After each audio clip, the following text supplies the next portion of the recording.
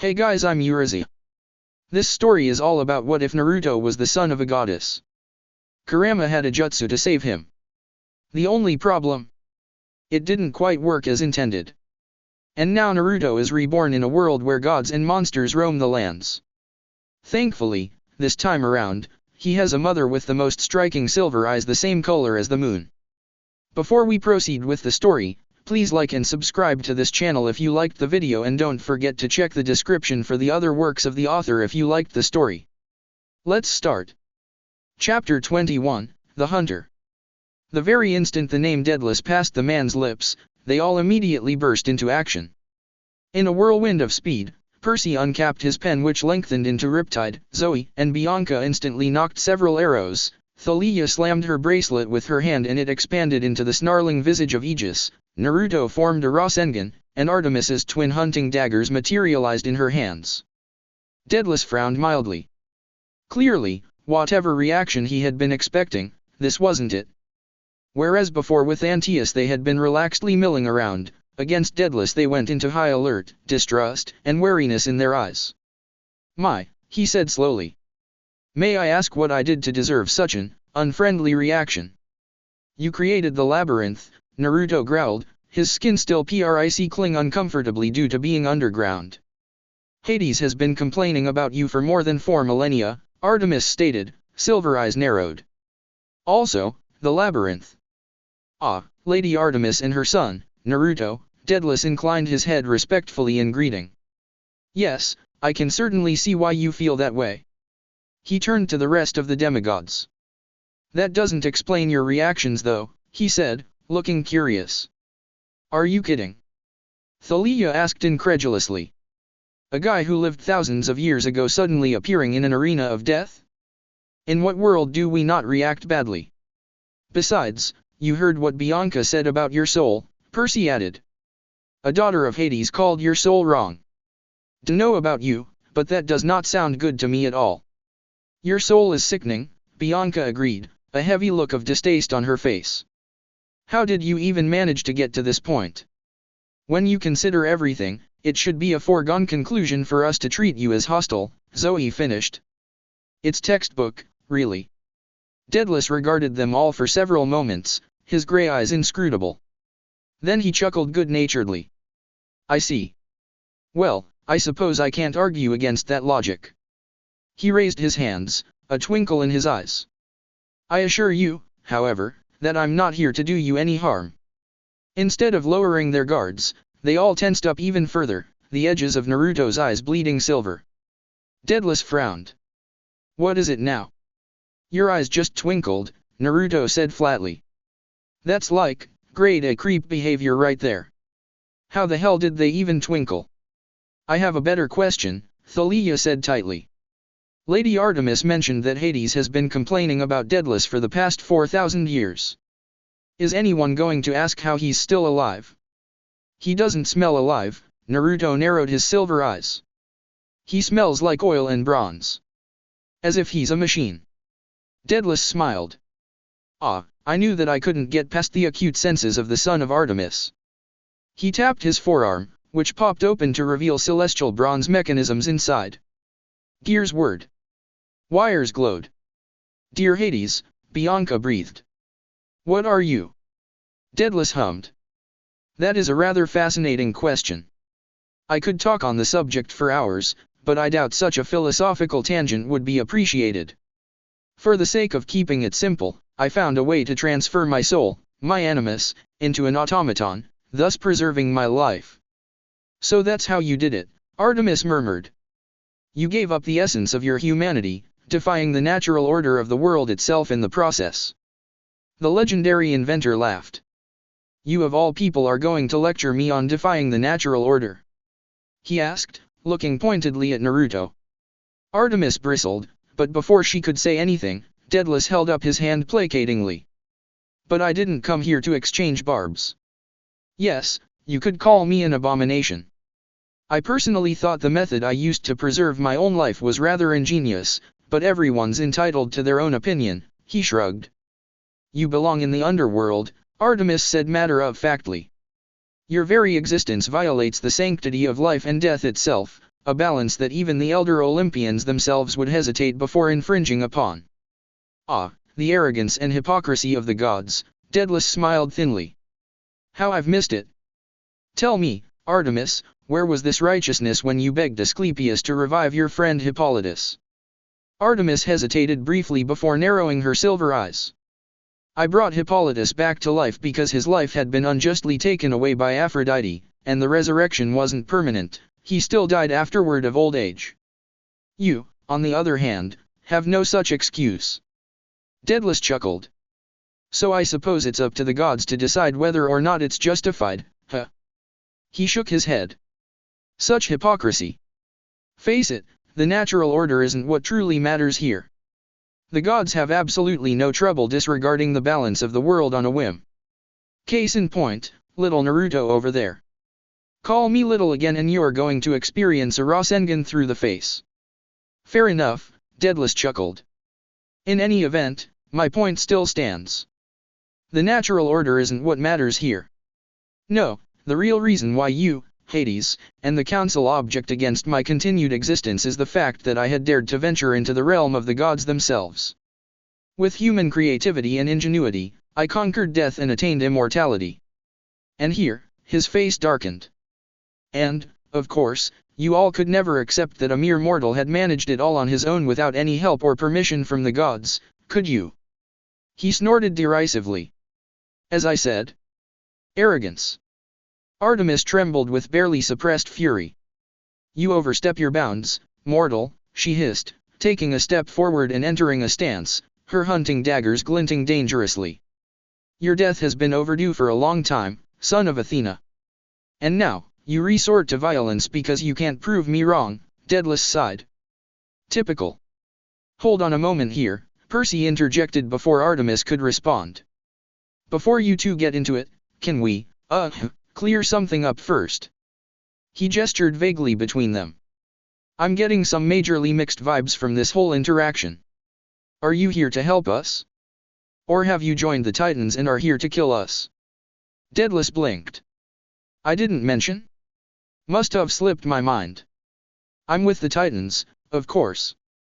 They all tensed up. You've fallen this far? Artemis whispered. Well, yeah, Daedalus shrugged. What did you expect? If I ever get captured by the gods, then it's an eternity in the fields of punishment for me. I admit, I had originally held some compunctions for joining the Titans, but after talking to Lady Artemis, I find all my qualms vanishing without a trace. Why are you here, then? Bianca demanded. To kill us. Daedalus looked appalled. Heavens no! He exclaimed.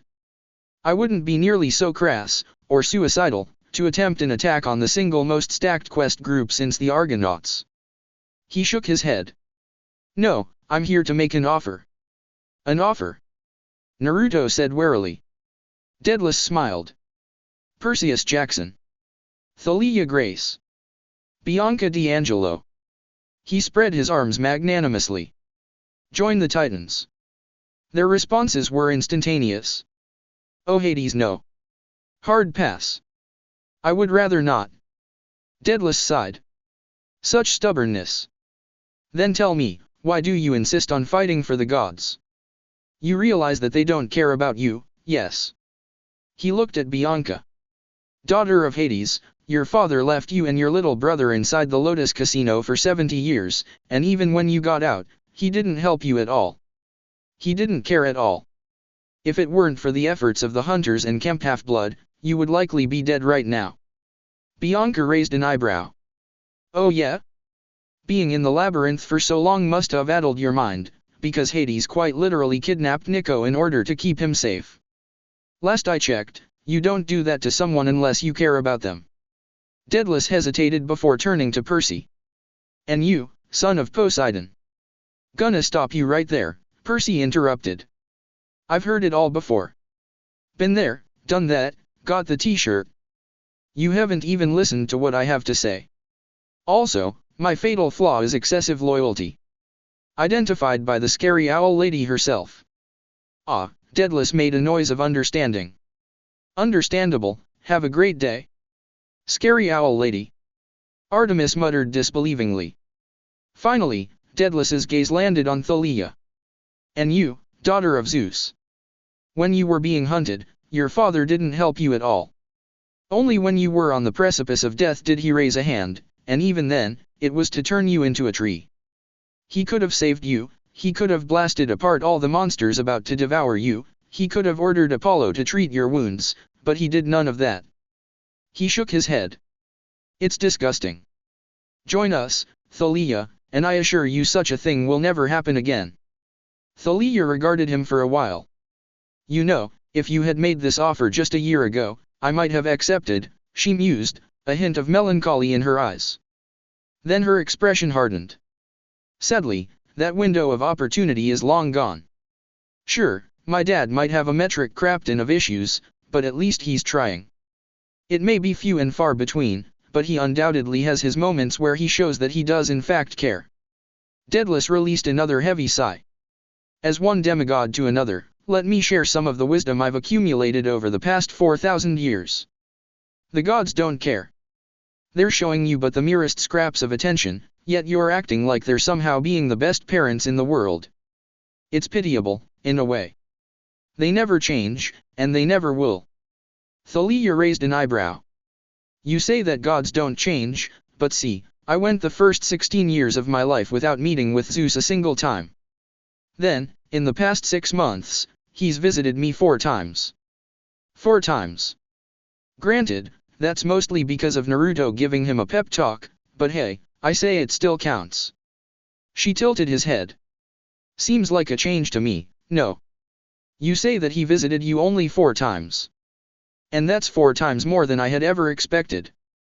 Sure, it's a pitiful number, and you may think me pathetic for being overjoyed at the paltry amount of attention he's showing me, but you know what? Thalia smiled. For him, it's still an improvement. For him, it's still a change. Daedalus hesitated. Although not gonna lie, I'm a bit offended, Thalia crossed her arms. Why are you focusing so much on me, and not Percy or Bianca? She narrowed her blue eyes. Do you asshats somehow think that I would betray my friends and family so easily? That I'm the most easily manipulated? No, I'm focusing on you because your father is Zeus, Daedalus replied offhandedly. It's nothing personal, I just figured that he would be the worst father out of the big 3. Thalia blinked. Oh. Fair enough. Naruto winced. Ouch. Even I felt that. Please, just listen to me. The gods are evil, Daedalus tried to appeal to them once more. You may think that the gods are in the right, but I assure you, they are undoubtedly. Okay, you're actually starting to piss me off, Percy suddenly snapped. Will you give it up already? We're not going to join the Titans. It's not about who's right or who's wrong, who's good or who's evil, he declared passionately, slashing his hands across the air. It's about who's family. Daedalus shut his mouth, stunned. You think we're stupid? Percy continued, green eyes narrowed. You think we're not aware that the gods are shitty parents? Because trust me, we're more than aware. The gods may act like they're perfect and can do no wrong, but I think we all know how fucked up they are. He paused. No offense, he said to Artemis. She inclined her head silently. He took the fact that she didn't blast him instantly as a good sign and continued. So yeah, my dad may suck sometimes, and maybe I get the urge to punch him in the face every now and then, but he's still my dad, and at the end of the day, that's what truly matters. A heavy silence descended upon the arena at his words. It persisted to the point where Percy glanced around awkwardly. Did I say something wrong? Dude, Naruto whispered, his voice choked. I'm touched. Holy shit, are you crying right now? What the hell? It's just so beautiful. Percy. Percy understands. He gets it, man. Because Naruto had once been in the same situation. Back when he had realized for the first time that Kakashi-sensei, his father, Tsunade-bachan, Ero-sennin, and so many other people close to him in his life were. Well, they weren't exactly good people. His own father had slaughtered 2,000 shinobi in a single battle. Kakashi had done unspeakable things during his time in Umbu.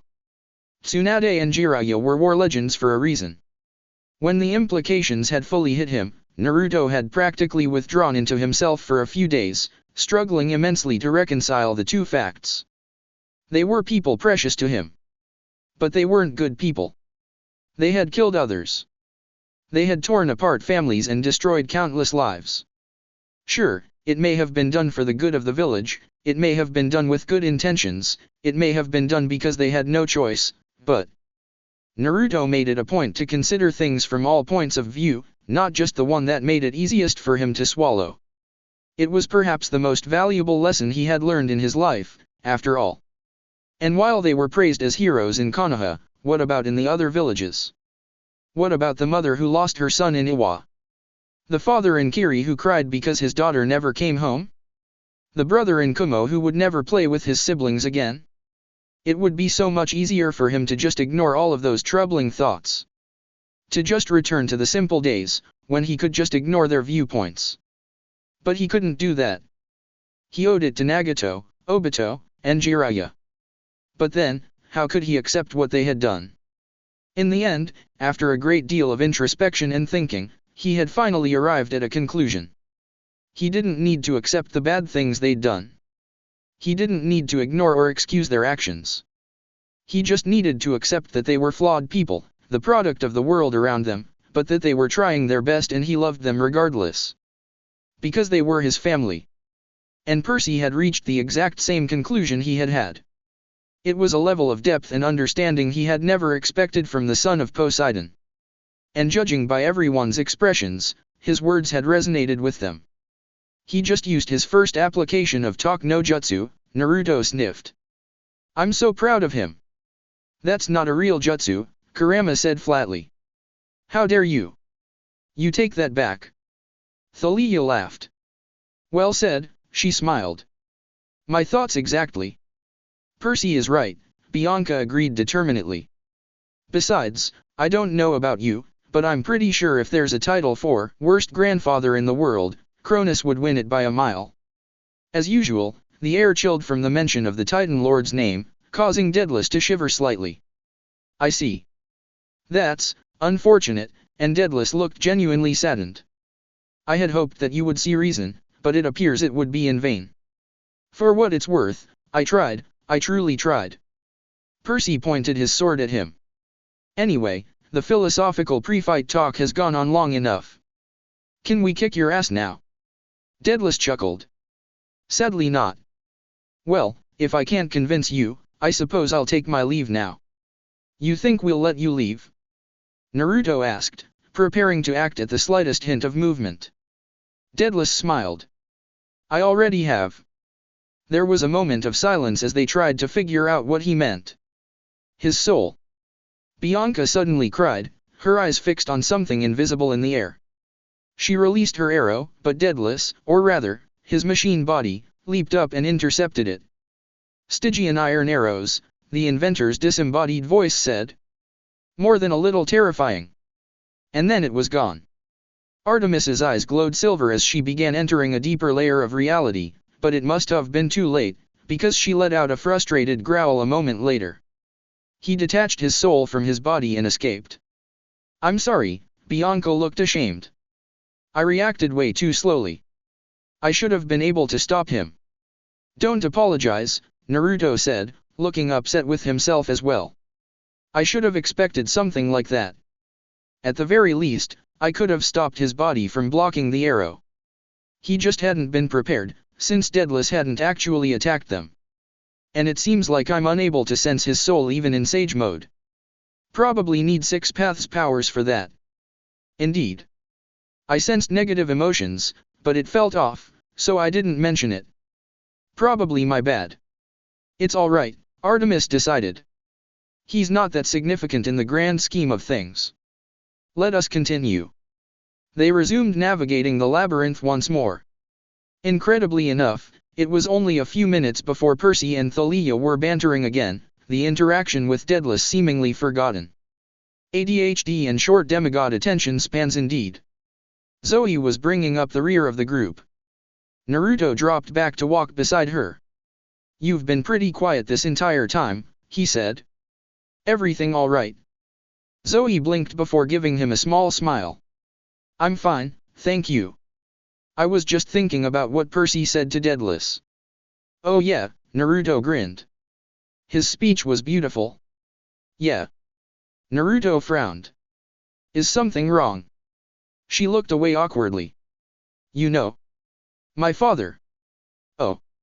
Naruto's eyes widened. Oh. Zoe, I'm so sorry. It's fine, Zoe hurriedly said. Don't worry about it. I'm not sad or anything. I'm just thinking. Naruto felt like an idiot.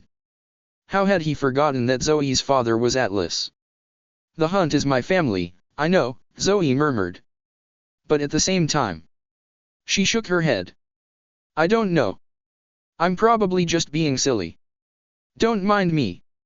I see, Naruto waited to see if she would continue, knowing better than to interrupt. Sure enough, after a few seconds, she did.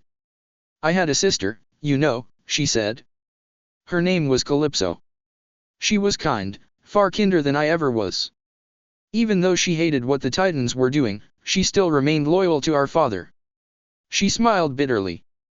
And now she's trapped in a prison for the rest of time, doomed to have her heart played with by the gods on a whim. Quite a cruel fate, isn't it? Naruto grimaced. That's not fair. It isn't, Zoe agreed. Meanwhile, I betrayed my father and my duties, yet I'm allowed to roam free, enjoying life with the hunt. She sighed. It feels wrong, in a way. I'm sorry, I don't know where I'm going with this. I just needed to get this off my chest. No, I totally understand, Naruto hurriedly assured. Don't worry about it. For what it's worth, I think you made the right choice. Atlas and the Titans weren't going to change. True. Zoe shook her head. But that's enough angst for now. Any more, and I fear I'll start applying black eyeshadow and become an incarnation of Edge. In other words, you'll become just like Thalia. Zoe smirked. Precisely. They burst into laughter a second later, drawing some glances. What is it? Thalia asked curiously. Nothing, Naruto chuckled. Don't worry about it. Thalia gave them an odd look but dropped it. Anyway, Percy and I are betting on what's going to happen next. I've got $100 on the floor suddenly turning into lava, while Percy is stupidly convinced that a Titan is going to pop out of the walls at any second and attack us. We accept both cash and drachmas. You guys in? Zoe and Naruto exchanged glances. 10 drachmas on a god or goddess attacking us in the next 3 hours, Naruto said confidently. Done. How about you? Percy asked Zoe. Zoe shook her head. I'll pass.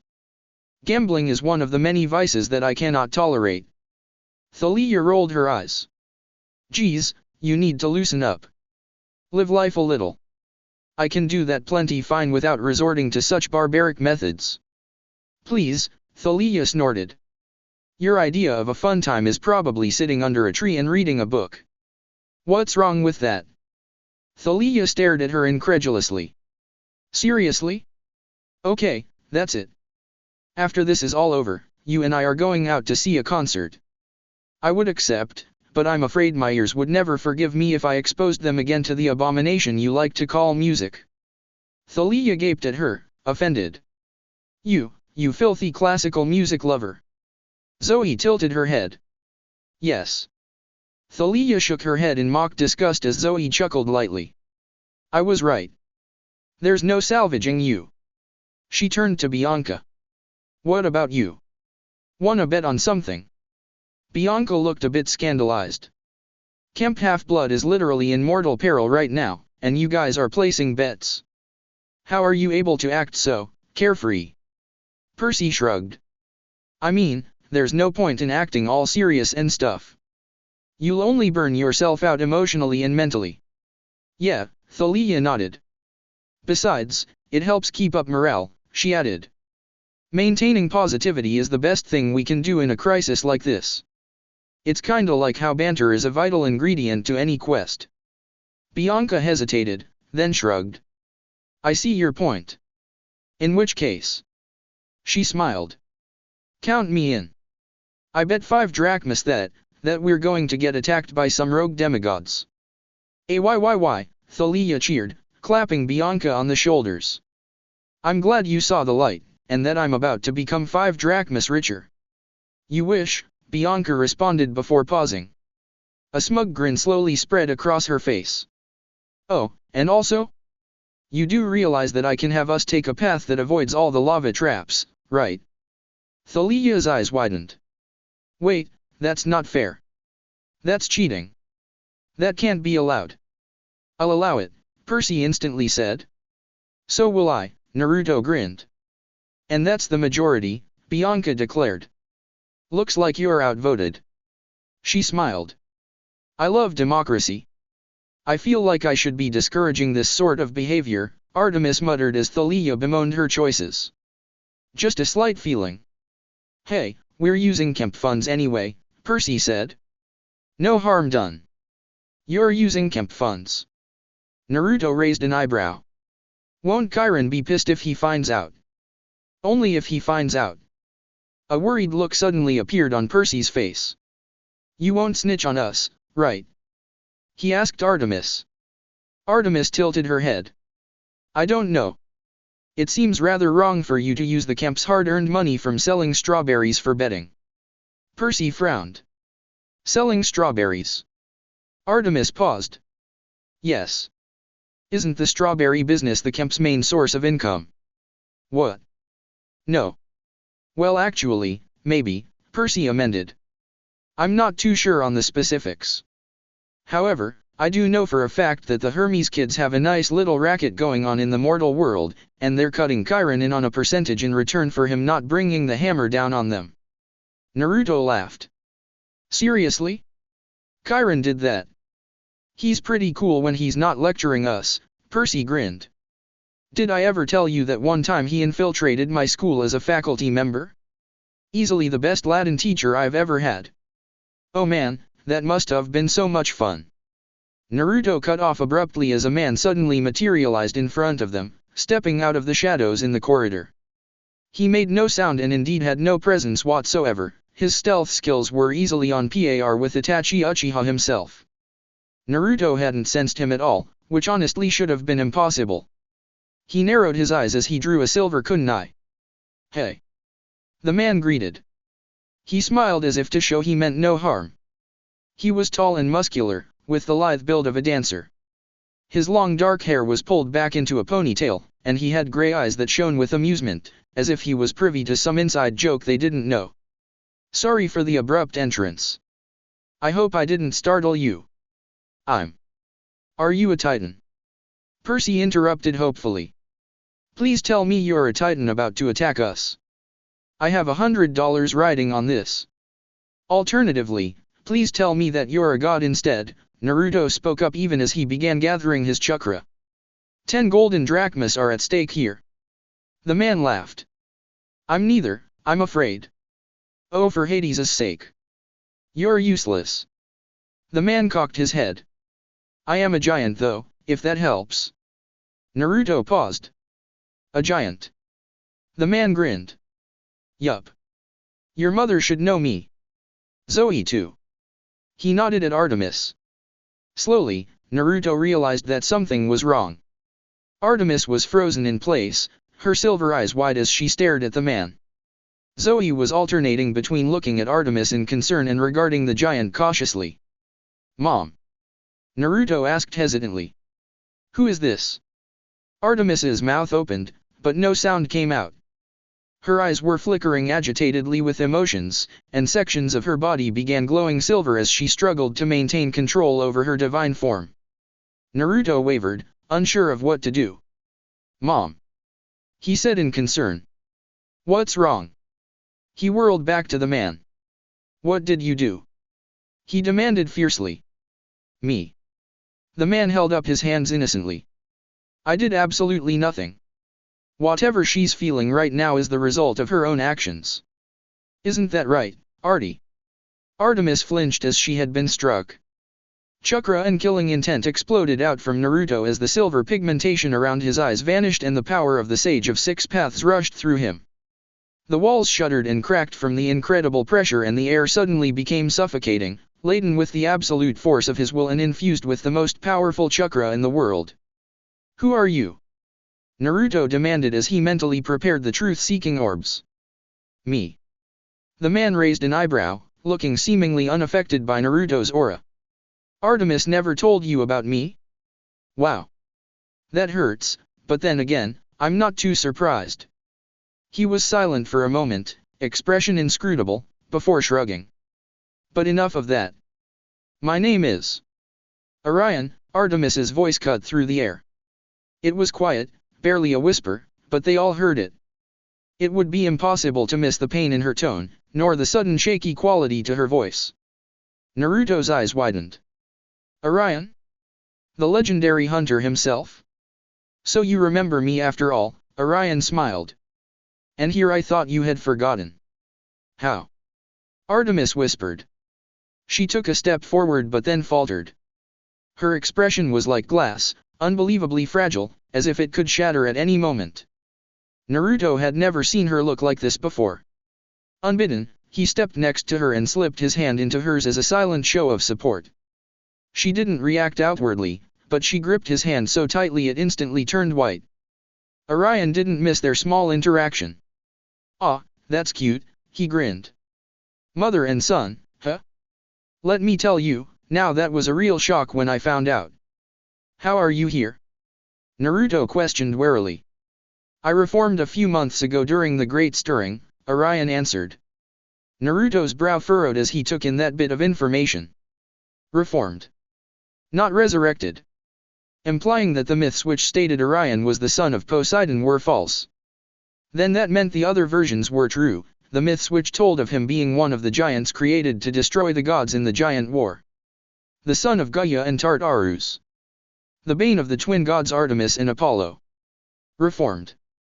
It appeared that Thalia had come to the same conclusion as him. "I thought you were a son of Poseidon." Orion cast her an annoyed glance. "Do you mind?" He clapped his hands, and the space around them warped, the labyrinth shifting and morphing as reality interposed with each other. In a second, it was over. Naruto found himself, Artemis, and Orion in a large room, nearly an arena in size.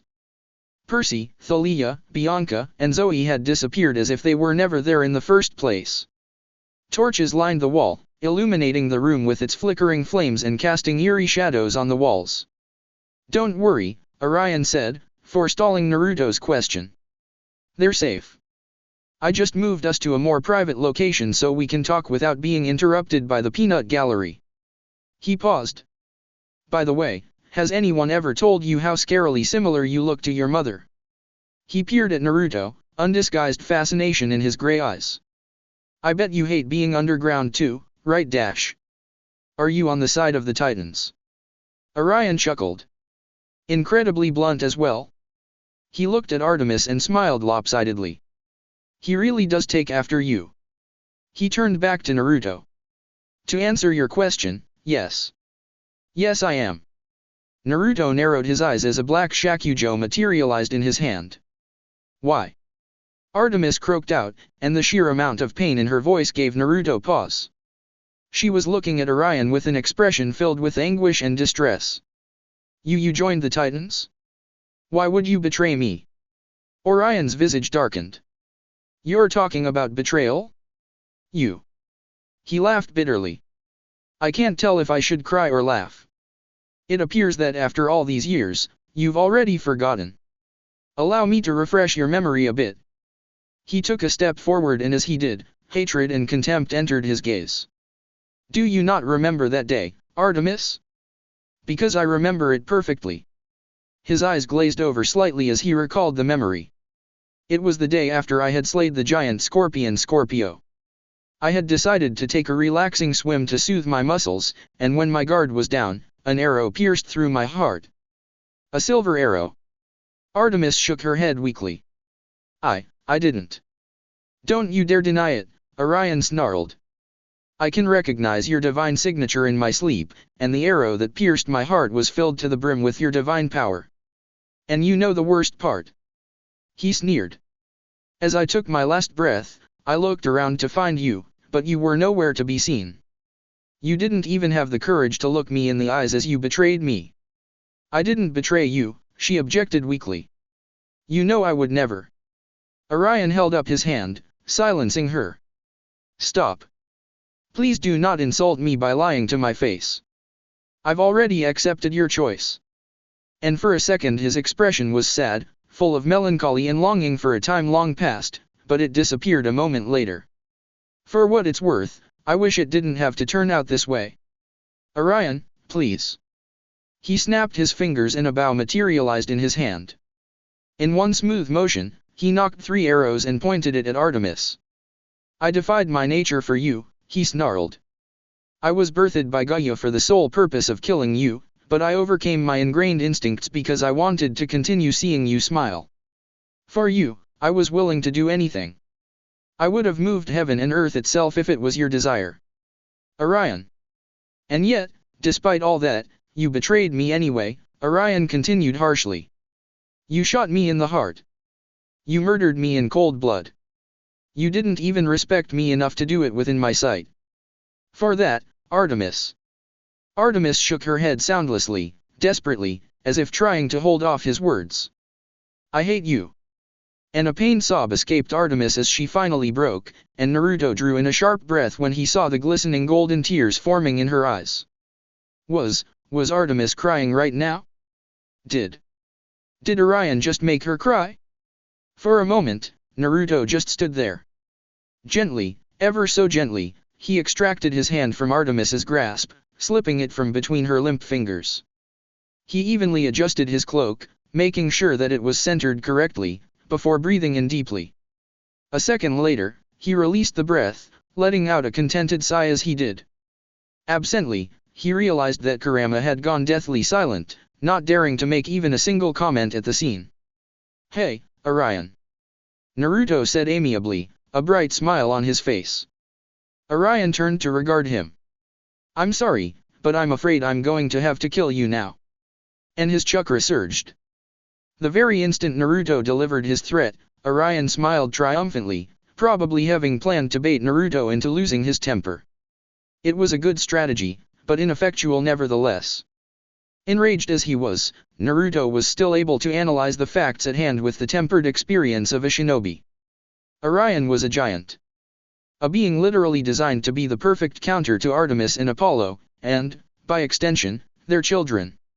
His powers and entire skill set were created so as to kill the twin gods with maximum efficiency, and it showed. Even in Six Paths Sage mode, Naruto was unable to sense Orion at all. It was as if he was a ghost. On top of that, Orion was at core a hunter.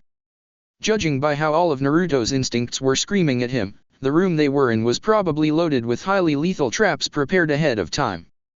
Daedalus might have even helped set them up, his genius mind collaborating with Orion's intrinsic expertise. As if that wasn't bad enough, even the surroundings countered Naruto.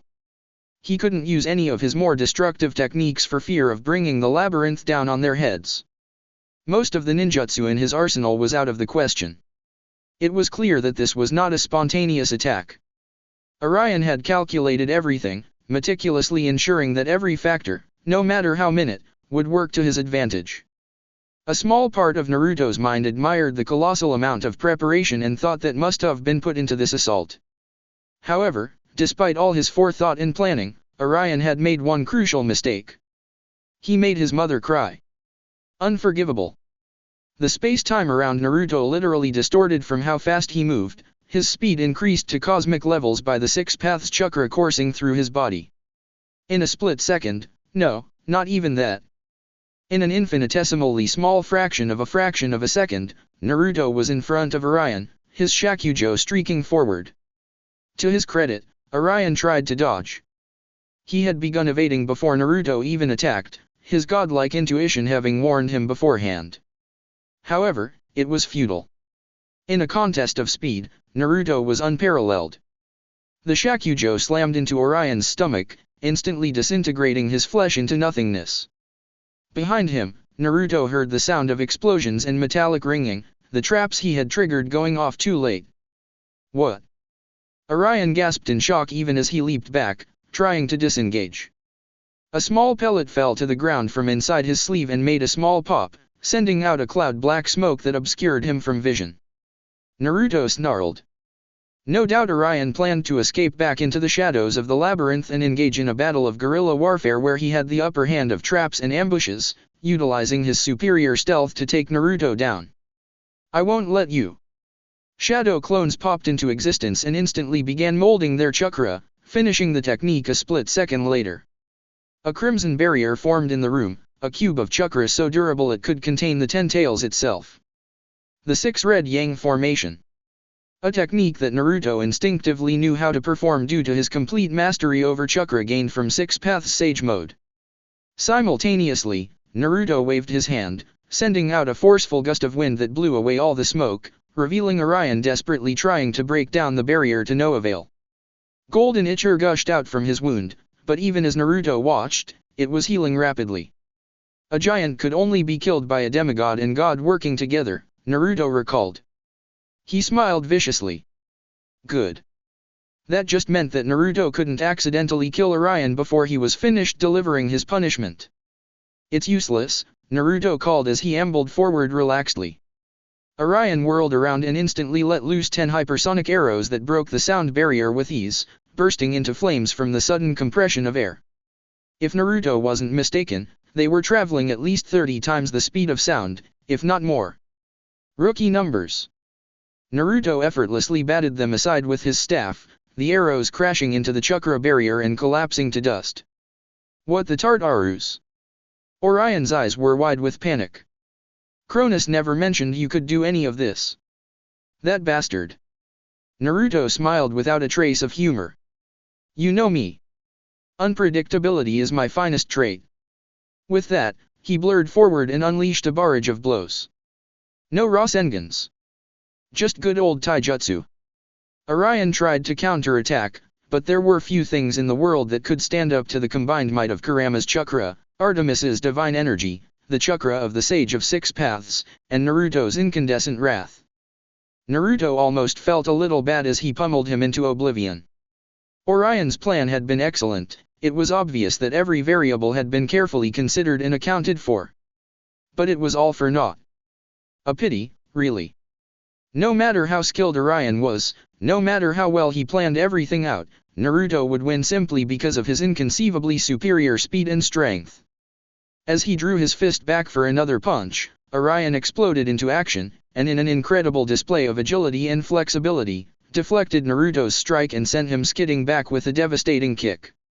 Immediately, Orion snapped his fingers.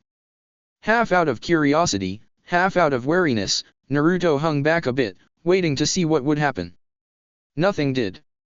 Orion frowned, snapping his fingers again. Still nothing. Why isn't the labyrinth responding to me? He muttered before his eyes widened. Cronus. You traitor.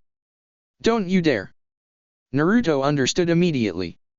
Cronus had sent Orion to kill him, and when it was apparent that Orion couldn't accomplish his task, the Titan Lord cut him off without a second thought, revoking his control over the labyrinth. Damn. How ruthless. Well, he wasn't going to look the gift horse in the mouth. Naruto held out his hand and began gathering chakra, shaping and compressing the energy until a Raisin Shuriken formed around the black orb. It screeched angrily, emitting purple and silver light. Sage art, Raisin Shuriken, Artemis style. Orion stared at it uneasily. Hey. You don't want to collapse the labyrinth and bury us all alive, do you? Naruto angled his head at the crimson barrier still surrounding them. Don't worry, the barrier will hold. Oh. And then Naruto threw the Raisin Shuriken at Orion. It streaked through the air at deceptively fast speeds. Orion gritted his teeth and braced for the incoming agony. When reality shifted once more, space-time warping and contorting, a rainbow spectrum of twisting kaleidoscopes, a corridor appearing from nothingness and stretching out so far it approached the vastness of infinity itself. Naruto shuddered as reality reasserted itself, stabilizing once more. Nothing had changed except for the disappearance of the Raisin Shuriken, it had seemingly flown into a passage of the labyrinth that had appeared out of nowhere and vanished immediately after. Naruto tilted his head thoughtfully. The Raisin Shuriken had been redirected into some other area of the labyrinth, then? Well, no matter. Orion was still standing where he was, looking stunned at what just happened. The shock turned to anger quickly. Hecate! Orion roared. Get me out of here too dash. He choked as his liver disintegrated, courtesy of Naruto's Shakujo piercing him in the midsection. Not even dust remained, it was simply gone, having been written out of existence by the concentrated releases of yin and yang. So, Naruto said conversationally. Wanna give up? Never, Orion hissed. The son of Artemis smiled. I hoped you would say that. And he rained down blow after blow, an unrelenting assault that had Kurama cheering in his mind as he made sure to make Orion suffer for daring to hurt the one he cared for the most. Stop. Naruto froze. Slowly, he turned to see Artemis walking toward them. Her face was a mask of inscrutable calm, and her tears were gone, though the edges of her eyes were still slightly tinged golden. That's enough, Naruto, she said softly. Oh, Naruto said. All right. She stepped past him to regard Orion.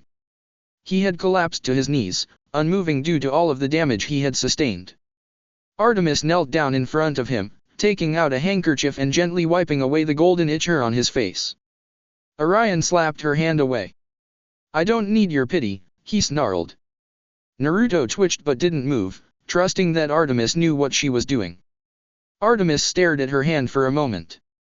Then, without a word, she returned to wiping away the golden ichor on his face. Orion growled. Didn't you hear me? Or do you truly hate me that much, Artemis? Artemis stilled. Hate, you. I always knew you were cold, as distant as the winter moon, but to think that you're this cold-blooded. What changed, Artemis? Orion spat caustically. Or were you like this the entire time, and I was simply too blind to see? I don't hate you, Artemis said quietly. That only seemed to enrage Orion more. He gripped his shirt over his chest and pulled, the fabric tearing with ease to reveal a scar over his heart. You don't hate me, Artemis. He snarled, ignoring how she had flinched at the sight. Because you have a funny way of showing it. Or was murdering me just a pastime for you? I didn't murder you. Artemis cried, her mask cracking to show despair underneath. It was an accident. I didn't mean to kill you. You know I never could have. I was tricked. You know that I. She trailed off. Orion scoffed. Right. A likely story. I swear it on the river Styx. Orion snapped his mouth shut as thunder rumbled overhead. He looked at Artemis with an expectant expression. Slowly, the seconds ticked by. When nothing happened, his gray eyes widened. What? He whispered. You retelling the truth? Artemis nodded. Yes. Orion crumpled into himself, as if he was a puppet whose strings had been cut. His entire body sagged and his face seemed to age a decade. No, he muttered. No. That's impossible. It can't be. This can't be right. He continued rambling to himself, the words of a man whose entire worldview had just been shattered. He said that you killed me, that you betrayed me and murdered me. Artemis and Naruto both tensed up. They exchanged a glance, reaching the same conclusion. Who else could Orion be referring to other than the master manipulator himself? Suddenly, everything became a whole lot clearer. Cronus had probably been whispering into his ear the entire time he was reforming, poisoning his mind and turning him against Artemis.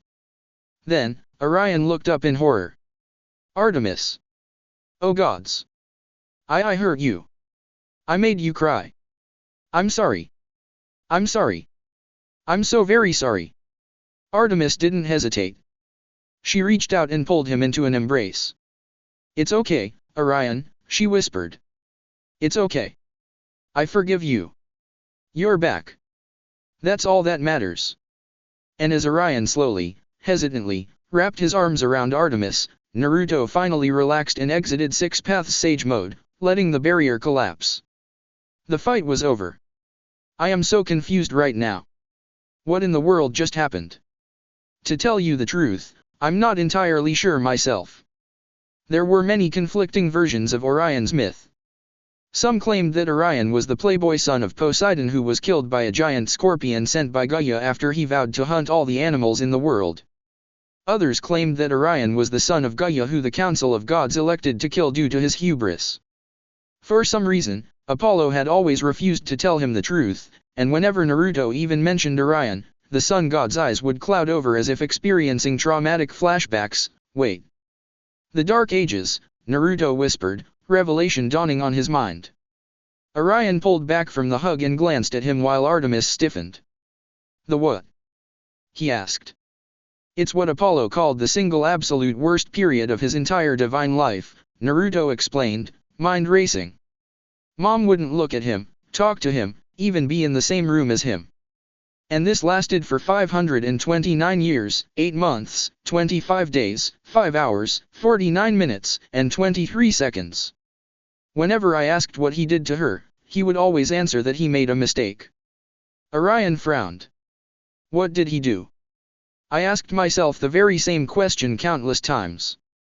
And now I think I know. Naruto looked at Artemis. The mistake was him tricking you into killing Orion, wasn't it? Orion's eyes widened as he whipped his head around to stare at Artemis. What? He choked out. Is this true? Artemis refused to meet his eyes. Yes, she admitted quietly.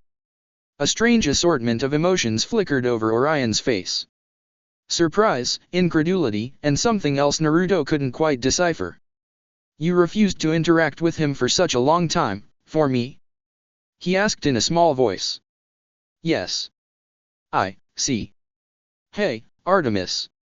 Artemis tilted her head. What is it? Forgive me. Artemis furrowed her brow, but before she could ask him what he meant, Orion leaned in and kissed her. He pulled back not even a second later. Naruto gaped at Orion for a few seconds in disbelief.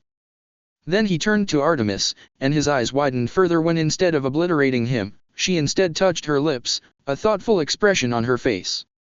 You scoundrel, she murmured fondly. Orion grinned. You know it. Don't worry, I'll subject myself to whatever punishment you deem fit later. Then his expression grew solemn. As much as I want to stay here and catch up, however. The Titans are planning something terrible. Artemis and Naruto instantly grew serious, their silver eyes narrowing in unison. What are they planning? Naruto asked. Orion's face darkened. War. Naruto tensed up. War. Of course. It always led back to this, didn't it? That's not all, Orion continued. You're on a mission to save Camp Half-Blood, aren't you? You must know it's a trap. Obviously, Artemis nodded. It's fine, however. We're prepared. Orion shook his head. No, you don't understand. It's a suicide mission. Hecate transported the camp to the land beyond the gods. The land beyond the gods. Artemis scrunched up her eyebrows before her eyes widened. Wait, you don't mean, she trailed off, genuine alarm in her eyes. What? Naruto frowned. I don't get it. What's the land beyond the gods? Orion looked grim as he answered. Alaska. That's it for part 12. Thank you for watching and see you on the next video.